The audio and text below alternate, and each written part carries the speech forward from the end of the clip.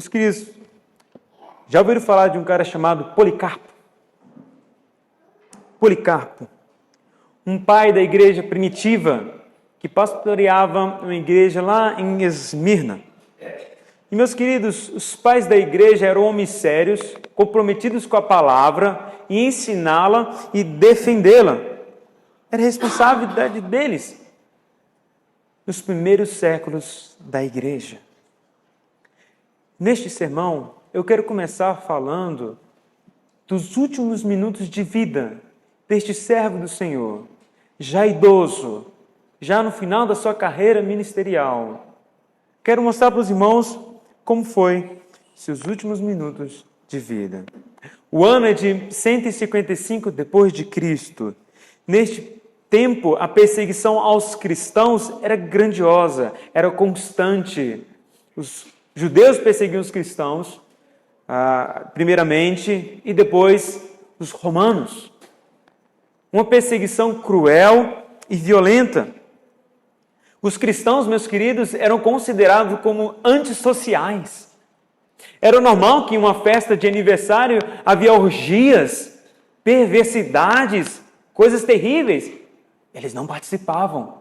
Por causa disso, eram tidos como antissociais. Também falavam que os cristãos eram ateus, porque naquele tempo era normal que adorassem vários deuses. O cristão não, ele adorava apenas um Deus. Este pastor, meus queridos, foi alvo dessa perseguição. Agora escute o que registraram dele ao ser pego e levado às autoridades. Diz assim: ao chegarem, seus perseguidores o levaram à carruagem de um homem chamado Herodes, o capitão das tropas locais. Herodes tentou convencer Policarpo a salvar-se. Ora, que mal há em dizer César é o Senhor e oferecer-lhe incenso? Que mal tem isso, Policarpo? É só fazer isso. Não foi suficiente. Depois levaram a outro, o procônsul. O procônsul insistiu mais uma vez que ele negasse a Cristo. Policarpo declarou: há 86 anos eu tenho sido seu servo e ele nunca me faltou. Como blasfemarei contra o meu rei que me salvou? Não estamos acostumados a nos arrepender do que é bom para mudar para o que é mal. Novamente, o procônsul exortou Policarpo a jurar por César. Dessa vez, Policarpo respondeu: como você finge não saber quem e o que sou? Ouça-me declarar com ousadia: eu sou cristão. E se você quiser saber mais sobre o cristianismo, ficarei feliz em marcar uma reunião. Furioso, o procônsul disse: você não sabe que tem um animais selvagens à sua espera? Eu o entregarei a eles, a menos que você se arrependa. Policarpo respondeu: mande trazê-los, porque não estamos acostumados a nos arrepender do que é bom para mudar para o que é mal. Em seguida, o procônsul começou a queimá-lo vivo. Policarpo ameaçou queimá-lo vivo. Policarpo respondeu: você me ameaça com fogo que queima durante um momento e logo se apaga. Você não conhece o fogo vindouro do julgamento e castigo eterno reservado para os ímpios, porque está se delongando. Faça o que lhe agradar. Os historiadores dizem que ele foi lançado às chamas, meus queridos, mas as chamas não o queimavam. Então o soldado teve que ir com a espada e tirar-lhe a vida.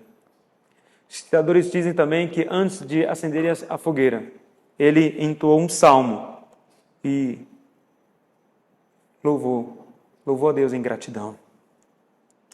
Meus queridos, muitas coisas chamam atenção nessa história. Uma delas é que não fizeram isso porque este homem queria tomar o lugar de César. Eles não fizeram isso com este homem porque ele estava roubando os oficiais romanos, trapaceando, sendo alguém que prejudique as outras pessoas. Isso aconteceu com este homem pelo simples fato dele ser cristão. Se ele fosse qualquer outro cidadão romano, como há outros que adoram tantos outros deuses, isso não aconteceria com ele. É exatamente o que acontece quando somos cristãos de verdade. Somos perseguidos. Perseguidos. É justamente o que Jesus está explicando para os seus ouvintes da época. E os de agora? E os de agora? A oitava marca de um cristão, meus queridos, é a perseguição. A nossa última marca, a nossa última bem-aventurança é a perseguição. Sofrer pelo aquilo que acredita, sofrer por causa de Cristo. Paulo disse isso em 2 Timóteo 3,12. Escute. E todos que desejam ter uma vida de devoção em Cristo Jesus sofrerão perseguições. Olha isso, meus queridos. Agora eu pergunto, você já sofreu por ser um cristão? Você já sofreu algum tipo de perseguição por ser um cristão? Já foi prejudicado no trabalho, entre os parentes, por ser fiel à palavra de Deus, por ser fiel a Cristo Jesus? Esta é a última bem-aventurança. E não é à toa. Ela trata sobre a consequência de sermos pobres de espírito, por chorarmos, por sermos mansos, porque temos fome e sede de justiça, porque somos misericordiosos, porque somos limpos de coração e pacificadores. É apenas a consequência por ser tudo isso. É a consequência de eu ser um bem-aventurado. Martin Lloyd-Jones diz que o crente é perseguido por ser determinado tipo de pessoa e por se comportar de certa maneira. Então, quando olhamos o versículo 10, vemos a bem-aventurança. Nos versículos 11 e 12, vemos os detalhes sobre esta bem-aventurança. Hoje entenderemos o que Jesus quer dizer com ela, meus queridos. Começando a entender algumas palavras. Nesta bem-aventurança, precisamos entender duas palavras muito bem. Perseguidos e justiça. Primeiro, perseguidos. O verbo grego aparece 46 vezes no Novo Testamento. 6 dessas 46 são quem sofre a perseguição. E todas as vezes que este verbo aparece, está relacionado com perseguição religiosa na Bíblia. Sempre. É sempre sobre religiosa. Mas o que seria na prática essa perseguição? Meus queridos, essa palavra, ela abrange não só perseguição física, mas verbal e emocional. Olha o versículo 11, porque lá vemos os detalhes. Lá diz injuriarem, né? É o mesmo que receber insultos, zombaria. É isso que tem a ver, injuriarem. Temos perseguição, que é sofrer fisicamente e emocionalmente. E todo tipo de mentiras contra nós para nos prejudicar. Se você já sofreu mentiras, com mentiras você sabe muito bem do que Jesus está querendo dizer aqui. Estão falando mentiras de você para te prejudicarem. É o que diz os versículos 11 e nos explicando aqui. Então é isso que tem a ver perseguidos. Mas temos a outra palavra que precisamos entender, que é justiça. Talvez lembre de uma bem-aventurança, não é? Bem-aventurados que têm fome e sede de justiça. Mas vem cá, você lembra o que significa essa justiça aqui? Bem-aventurados que têm fome e sede de justiça? Justiça, meus queridos, aqui é a palavra de Deus. Uma conformação a ela tal que influencia a minha mente, ok? Minhas ações e meus pensamentos. É uma conformação com a lei de Deus. Então veja, Jesus está dizendo que o bem-aventurado é aquela pessoa que sofre perseguição por viver a palavra de Deus. É isso que ele está querendo dizer? É isso que Jesus quer dizer para nós nessa noite? Bom, veremos. Mas vejamos primeiro o que Jesus não quer dizer com esta bem-aventurança. E aqui, meus queridos, começa a ficar mais interessante. Porque, em primeiro lugar, esta bem-aventurança não tem a ver com ser perseguido pelo legalismo. Vamos entender o que é legalismo. Legalismo, meus queridos, é quando você vai além da palavra de Deus, além da lei de Deus. Tem um pastor norte-americano, o nome dele é algo como Nicholas. Ele diz que existe dois tipos de legalismo. O primeiro, doutrinário, e o segundo, prático. O doutrinário é sobre colocar condições à obra de Cristo. Então, alguém pergunta para você, como é que faz para ser salvo? Aí você diz, olha, você crê em Jesus, dá o seu carro para a igreja e não peques mais. Opa, diferente isso? Tem mais coisa aí, não é? Então, isso seria legalismo doutrinário. Passou do que Jesus tinha falado, crer e se arrepender. Qualquer coisa além é legalismo, ok? O segundo é o prático. Esse é o mais conhecido, é aquele que é religioso, sabe? Aquela religiosidade morta, de conduta. Por exemplo, na palavra diz que devemos nos vestir com decência. Aí tem um que diz assim, não, então as mulheres só podem usar saia, e os homens só podem usar calça. Opa, mas está escrito no texto? Não. Isso seria legalismo. Eu estou indo além do que a palavra de Deus está me dizendo. E, meus queridos, os líderes da época de Jesus eram craques nisso. Eles eram profissionais nisso. Por exemplo, a palavra de Deus diz que deviam guardar o sábado, eles não podiam trabalhar. Sabe o que eles inventaram? Não pode fazer nem milagre no sábado. Jesus teve um problemão, inclusive, com relação a isso, porque eles falavam que não podia nem fazer milagre. Imagina uma coisa dessa. Então, o que é isso? Legalismo. Estou indo além do que a lei de Deus diz. Então, você ser perseguido por causa do legalismo não é ser bem-aventurado. Ok? Não há mérito nenhum em ser perseguido por leis que os homens criaram. Não há mérito nenhum nisso. Segundo, o que não significa essa bem-aventurança? Não significa ser perseguido por ser desagradável. Em outras palavras, é aquele crente chato. Já viu aquele crente que ele diz que é chato? Ele diz que é crente no trabalho, mas dá um mau testemunho. Fala besteira, não é pontual, dá trabalho, escuta música extremamente alta para que toda a vizinhança ouça, e no trabalho também. E aí quando ele é demitido,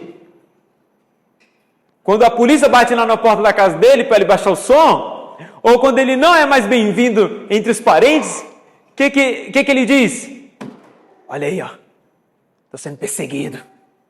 Satanás está furioso. Está vendo aí, ó? Não. Isso não é ser bem-aventurado. Tem nada a ver, meus queridos, sobre essa bem-aventurança aqui. Tá ok? Pode ser que sejamos despedidos no trabalho, que sejamos evitados pelos parentes, sim, mas não é porque somos chatos, desagradáveis, irritantes. Tem que ter muito cuidado com isso aqui. Uma coisa é sofrer perseguição por ser cristão, outra é por ser um crente desagradável. Já conheceu um crente desagradável? Irritante. É ruim, né? Ok. Entendi que não é sobre legalismo. Entendi que não é sobre ser desagradável que a gente é um bem-aventurado. Mas o que diz respeito, então, a essa bem-aventurança? O que Jesus quer dizer, então? A resposta é esta. Meus queridos, significa sofrer as consequências por viver a palavra de Deus em um mundo que não quer saber da palavra de Deus. É apenas a consequência por viver Cristo, viver a sua palavra em um mundo que não quer saber da palavra de Deus e nem de Cristo. Pense o seguinte, quem gosta que acenda a luz quando você está dormindo no seu quarto? Quem que gosta? Aquela luzona forte, ligada de repente. Quem já fez isso com o outro, já deve ter escutado palavras não amáveis. Talvez até alguma sandália voando, né? Ofensas dele. Desliga essa luz que eu estou dormindo. Por quê? Incomoda. Agora pense o seguinte. A Bíblia diz que sem Cristo andamos em trevas. E Em Cristo, quando Cristo habita em nós, refletimos a luz de quem? De Cristo. No momento que você estiver em um círculo de ímpios, a luz de Cristo em você incomodará. Vai incomodar. Veja, meus queridos, a luz não é a produção sua, ok? Não é a sua luz, é a luz de Cristo em você. Ela brilha ao ponto de incomodar as pessoas que estão no escuro, em trevas. Na vizinhança, todos já traíram o seu cônjuge, você não. No trabalho, todos roubam um pouquinho, você nem um centavo. No colégio, eles mentem para a professora, você não mente. Você não mente. Então, na vizinhança, pode ser que evitem você. No trabalho, pode ser que prejudiquem você. No colégio, pode ser que critiquem você. Só por querer andar em retidão, em conformidade com o seu Senhor. Por simplesmente ser fiel ao seu Senhor. Então sofre na mão de pessoas que não querem saber desse Deus, que não querem saber de Cristo. Meus irmãos, essas são as consequências por sermos bem-aventurados. Esta é apenas a consequência. Perseguição, sofrimento físico, emocional e verbal. Então vamos relembrar. Jesus está dizendo que um bem-aventurado é aquele que sofre perseguição por viver a palavra de Deus, por viver Cristo Jesus. Quero deixar então algumas implicações sobre isso. A primeira é sobre quem vive a palavra de Deus. Meus irmãos, temos falado aqui como é fácil sermos crentes dentro das quatro paredes. É fácil sermos crentes quando estamos no estudo da quarta-feira, quando estamos nas programações entre os irmãos, mas quantos que saem daqui parecem filhos de Satanás? Irreconhecíveis dentro de casa, irreconhecíveis no trabalho. Eles não vivem nada da palavra de Deus. Então, como podemos viver algo que não conhecemos? Como podemos dizer que somos cristãos se não lemos a Bíblia? Se não conhecemos sobre a palavra de Deus a ponto de viver ela? Para que haja perseguição, meus queridos, precisamos viver a palavra de Deus em todas as áreas da nossa vida. Cristo precisa ser, meus queridos, moldado em cada área da nossa vida. Então, para que eu seja perseguido, eu preciso conhecer a palavra de Deus. Como é que eu conheço a palavra de Deus? Lendo, meditando, praticando. Qual foi a última vez que você conseguiu ler um capítulo na Bíblia por uma semana toda? Uma semana apenas. Pelo menos um capítulo por dia. Em uma semana. Percebe a dificuldade que temos? Temos um problema básico. Não teremos a honra de ser perseguido pelo simples fato de não conhecermos a vontade de Deus, por não sabermos o que Ele quer de nós. Escute o que Deus disse a Josué. Não deixe de falar as palavras deste livro da lei e de meditar nelas de dia e de noite, para que você cumpra fielmente tudo o que nele está escrito. Josué 1:8. Falar da Bíblia, meditar sobre a Bíblia e praticar o que você está lendo e meditando. É um tripé. É a sua realidade hoje. Você vê na sua caminhada cristã, leitura, meditação e uma preocupação sincera em viver esta palavra. Mas segundo, é sobre Cristo. Essa perseguição, meus queridos, é sobre Cristo, não é sobre nós. Quando somos perseguidos, não é por causa do nosso nome, Cris, é por causa de Cristo. Você faz a vontade de Deus ajudando as pessoas, você fala a verdade, você se posiciona, então é perseguido, prejudicado, caluniado por não concordar. Essa reação, meus queridos, não é sobre você. Por mais que pareça, é sobre Cristo essa reação, esse peso. Escute o que Jesus disse para o apóstolo Paulo. Olha o que ele disse para o apóstolo Paulo, quando Paulo estava lá indo atrás dos cristãos. E caindo por terra, ouviu uma voz que lhe dizia: Saulo, Saulo, por que me persegues? Atos 9:14.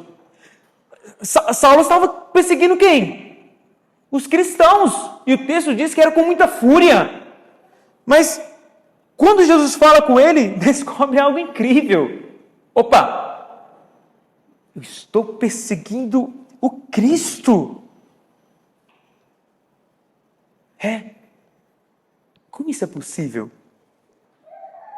Como isso é possível? Como é que Saulo estava perseguindo o próprio Cristo? Meus irmãos, preste atenção nisso. Não nos chamamos de cristãos à toa. Esse nome não é porque é bonitinho. Não. Um cristão não carrega mais o seu nome, é o de Cristo. Não é mais sobre ele, porque ele morreu para si mesmo e agora vive para quem? Para Cristo Jesus. O que o Espírito Santo está fazendo em nós hoje? Moldando Cristo em nós. Quanto mais entendemos isso, meus queridos, mais Cristo é evidente em nossas vidas. Esse é o motivo do casamento. Esse é o motivo das tribulações. Cristo sendo forjado em nós. Se você passa por algo parecido, se você tem passado por alguma perseguição, de qualquer tipo, escute, não é sobre você. Não é sobre você. Meus queridos, a ira que essas pessoas sentem não é sobre nós. É sobre o nosso Salvador. É sobre o nosso Jesus. Veja o versículo 11, se você está com a sua Bíblia aberta ainda, olha o versículo 11 no início dele. Bem-aventurados sois quando por minha causa. Meus irmãos, é sobre ele. É sobre ele. Terceiro, é uma honra passarmos por essa perseguição. O texto diz que uma pessoa abençoada, lembra que abençoado significa bem-aventurado? Uma pessoa bem-aventurada, uma pessoa abençoada é quem sofre pela sua fé. Cristo sofreu a maior perseguição por causa de nós. Podemos, meus queridos, passarmos perseguições por Ele, então é uma honra. Os apóstolos entenderam isso e não tiveram medo das perseguições que custou a vida deles. Olha só alguns casos. André, irmão de Pedro, foi amarrado na cruz para ter morte lenta. Pedro ficou preso 9 meses e depois foi crucificado de cabeça para baixo. Ele não queria morrer como seu salvador. Paulo foi decapitado por ordem de Nero. Tiago foi passado ao fio da espada por ordem de Herodes Agripa I. Mateus, Bartolomeu e Tomé foram martirizados. João foi deportado para a ilha de Patmos e morreu lá, abandonado. Quantos estão dispostos a sofrer pelas suas empresas, pelo seu time, pelos seus vícios? E quantos ficam felizes em sofrer pelas suas coisas? Mas quantos, meus queridos, quantos estão dispostos a sofrer pelo seu Salvador? Quantos estão dispostos a sofrer por Cristo? Se sem Cristo eu sofria por coisas banais, por coisas vaidosas, como não sofrer por aquele que me deu a vida? Como não sofrer pelo capitão da minha salvação? Como não sofrer por aquele que me dá a eternidade? Como não sofrer?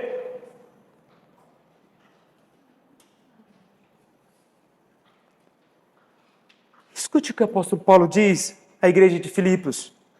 Vocês receberam o privilégio não apenas de crer em Cristo, mas também de sofrer por Ele.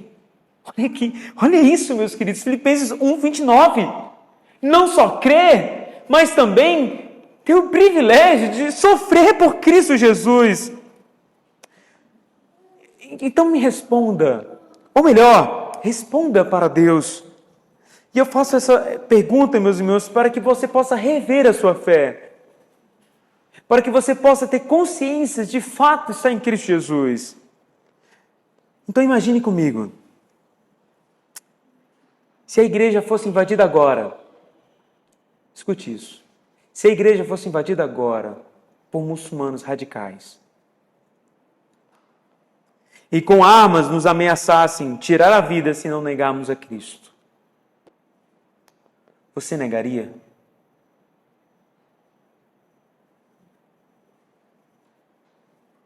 Você negaria Cristo se agora entrasse eles aqui? Sabe o que é mais incrível? Isso está acontecendo hoje em dia. Irmãos estão se reunindo hoje, no dia do Senhor, com uma grande probabilidade de essas portas se abrirem com toda a violência e pessoas com armas e cacetetes espancando e matando cristãos pelo simples fato deles serem cristãos. Meus irmãos, o cristianismo é mais sério do que podemos imaginar. O cristianismo vai além de uma reunião entre os irmãos.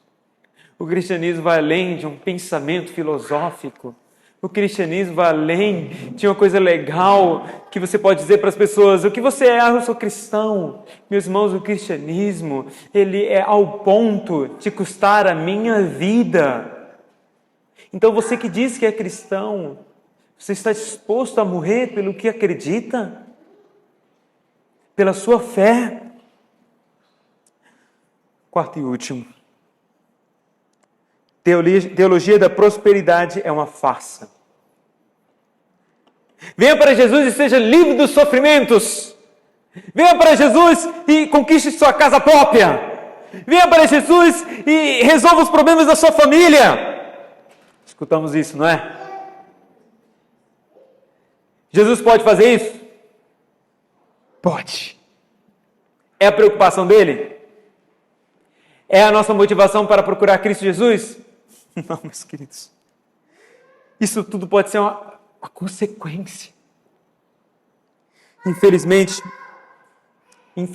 muitos estão se reunindo e indo às igrejas por causa disso. E aí eles vão com essa promessa de que a sua vida vai prosperar, agora que ele vai ter tudo. Não acontece, o que eles fazem? Dão meia volta e não pisam mais na igreja. Ontem mesmo vi um vídeo do Valdemiro querendo arrancar um salário mínimo de 12 mil pessoas. Um salário mínimo de 12 mil pessoas. E um terço, um quarto, Ricardo. Um quarto de quem não conseguisse dar um salário mínimo. Não estou falando de 1.500 e... Né? Não. Estou falando agora, esse mês. Isso não é cristianismo, meus queridos. Isso tem nada a ver com o evangelho. Não somos abençoados por causa de coisas aqui. Somos abençoados pelo que o dinheiro não pode comprar. O pastor A.W. Tozer, ele disse algo muito interessante. Ele falou que o problema do dinheiro não é o tanto que você tem dele. O problema é o quanto ele tem de você. Este é o problema. Aí está o perigo. Então, cuidado. Para os que estão no cristianismo, por causa de bênçãos materiais, por causa de coisas, o sofrimento não será bem-vindo. Não será. Para cristãos desse tipo, para eles isso é inimaginável. Não existe sofrimento por causa da sua fé, nesse tipo de cristianismo. Mas escute, se você é perseguido por viver a palavra de Deus, se você é perseguido porque você é fiel a Cristo Jesus, meus queridos, você é um bem-aventurado. Você é uma pessoa abençoada. No entanto, podem perguntar, será que vale a pena sofrer por causa de Cristo e sua palavra? Vou melhorar a pergunta, tá? Vou melhorar a pergunta. Vale a pena sofrer por Cristo em um casamento que o meu cônjuge não quer saber de ser responsável com seus papéis? Vale a pena ser fiel a Cristo Jesus num trabalho que estou a ponto de perdê-lo por causa da minha fé? Vale a pena eu perder os meus parentes por causa da minha fé? Vale a pena eu perder minha promoção? por causa da minha fé. Vale a pena. Para os pastores da prosperidade, para os coaches, para os psicólogos, isso é inimaginável. Isso não é aceitável. No momento que você chega dizendo que tem algum sofrimento, ele vai falar, não aceite isso. Você não precisa passar por isso. Não fomos feitos para sofrer. Isso não vem de Deus. Isso é coisa do diabo. Você não merece. Mas veja, meus queridos, vale a pena. Vale a pena. Jesus disse que há uma recompensa. Jesus disse que há uma recompensa. O texto diz, porque deles é o reino dos céus. Observe o verbo ser. Está no presente, porque deles é o reino dos céus. Ele não está dizendo assim, porque será. Porque talvez você possa ter, se você passar por perseguições. Não! É uma garantia sua. Se você é um cristão, Cristo habita em você, você tem a garantia de que em qualquer momento que você morra, você estará na presença de Deus. Você estará na glória. Meus queridos, essa é uma certeza, essa é uma garantia. Isso nos é dado de graça. Agora veja o versículo 12. Versículo 12, abre aí sua Bíblia. Olha o que o versículo 12 diz. Regozijai-vos e exultai. Não é qualquer alegria, né? É uma grande alegria.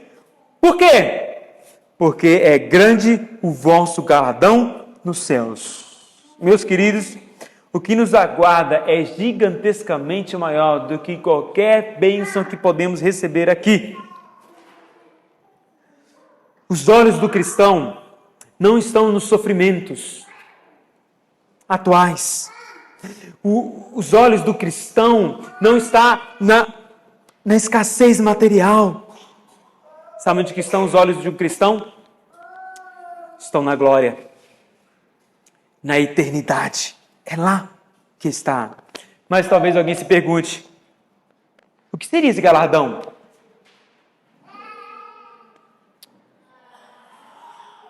O que seria esse galardão, meus irmãos? Ele aparece tanto no Antigo Testamento como no Novo. E traz a ideia de recompensa ou compensação pelo trabalho ou serviço. No grego a palavra é mistos. E é traduzida por galardão, salário, recompensa ou prêmio. Os teólogos, meus queridos, não estão em harmonia em o que é esse galardão em detalhes. É difícil, na verdade, dizer o que é esse galardão. Estamos diante de uma graça dupla de Deus, que nos leva ao céu, pensando nesse galardão, e nos dá uma recompensa maior. Olha o versículo 10. A recompensa é o reino dos céus. O versículo 12 dá mais detalhes ainda. Diz mais. Existe uma recompensa maior para quem sofre perseguições. Alguns dizem que esse galardão é apenas o céu. O próprio céu já é o galardão. Outros vão dizer que são as bênçãos espirituais que não temos aqui em plenitude. As vitórias espirituais que não temos aqui. No céu teremos. Então alguns dizem que este pode ser o galardão também. Há outras ideias, mas só teremos a plena certeza no céu de que galardão é esse. Mas uma coisa eu sei, meus queridos. Se formos fiéis a Cristo, graciosamente seremos recompensados por Ele. Gigantescamente maior do que qualquer coisa que podemos experimentar nessa vida de bom. O reverendo Hernan Dias Lopes, comentando esse texto, ele diz: os perseguidos por causa da justiça sabem que a recompensa final não está nesta vida. O mundo odeia pensar no futuro. O ímpio detesta pensar na eternidade. Ele tem medo de pensar na morte. Mas o cristão sabe que sua recompensa está no futuro. Ele olha para frente e sabe que tem o céu. Sabe que tem a coroa. Irmãos, não merecemos o céu e nada que Deus possa nos dar lá. E para os bem-aventurados, há uma recompensa especial. Para os que sofrem por causa de Cristo e sua palavra, há uma recompensa também. Tudo isso graciosamente. Estamos concluindo. E eu quero terminar contando uma história real, contada pelo pastor norte-americano John Piper. Ele, em uma conferência, ele contou essa história que muito me impactou e eu acho que é interessante para terminarmos esse sermão. A história é sobre um guerreiro Maasai. Um dia, Joseph, este é o guerreiro Maasai da tribo de Amsterdã. Um dia, Joseph, andando em uma dessas estradas quentes e sujas da África, encontrou alguém que compartilhou o evangelho de Jesus Cristo com ele. Logo, ele aceitou Jesus como seu Senhor e Salvador. O poder do Espírito Santo começou a transformar a sua vida. E ele foi preenchido com tanta alegria e empolgação que a primeira coisa que ele quis fazer foi retornar à sua própria vila e compartilhar aquelas mesmas boas novas com os membros de sua tribo local. Joseph começou batendo de porta em porta, contando a todos que encontrava sobre a cruz, sobre o sofrimento de Jesus e a salvação que ele oferecia, na expectativa de ver a alegria nos rostos daquelas pessoas como estava no dele. Para seu espanto, os aldeões não só não se importaram, como se tornaram violentos. Os homens do vilarejo o cercaram e o prenderam ao chão, enquanto as mulheres batiam nele com arranjos de arame farpado. Ele então foi arrastado da vila e largado no mato para morrer. Joseph, de alguma forma, conseguiu rastejar até uma poça de água e lá, após dias perdendo e restaurando a consciência, achou forças para levantar. Ele se perguntou do porquê daquela recepção violenta que recebeu das mesmas pessoas que ele conheceu por toda a sua vida. Ele então concluiu que contou algo de errado da história de Jesus ou deixou faltar algo. Após ensaiar a mensagem que foi contada a ele, decidiu voltar e compartilhar sua fé uma vez mais. Joseph andou com dificuldades até o centro das cabanas e começou a proclamar Jesus. Ele morreu por vocês, para que vocês possam encontrar perdão e conhecer o Deus vivo. Ele suplicava. De novo, os homens da vila o seguraram e o agarraram enquanto as mulheres batiam nele, reabrindo os ferimentos que estavam começando a sarar. Uma vez mais, eles o arrastaram, inconsciente, da vila e o largaram para morrer. Sobreviver ao primeiro espancamento foi realmente notável. Viver após o segundo espancamento foi um milagre. De novo, dias depois, Joseph acordou no deserto, ferido, com medo e determinado a voltar. Ele voltou ao pequeno vilarejo e desta vez eles o atacaram antes mesmo que ele tivesse a chance de abrir a boca. Enquanto eles o açoitaram pela terceira vez, e provavelmente a última vez, ele novamente disse, Jesus Cristo, o Senhor, antes de desmaiar.